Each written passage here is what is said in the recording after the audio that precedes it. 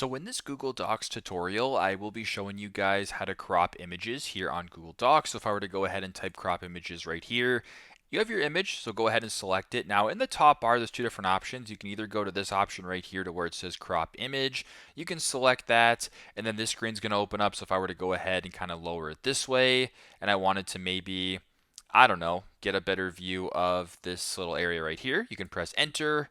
And now you've cropped the image. You can go ahead and make it larger, smaller of your cropped image. Now, if you want to change this, you can also double tap it as well. You can go back to what it was originally, whatever it is, press enter, and then the image is back to what it was, in the first place. You can also just go ahead here, turn off crop like that, and just kind of play around with it this way. So you can go ahead, crop it, you like it, press return. There you go. So that's how you guys can crop images here on Google Docs. Thanks again for watching, and hope this helps.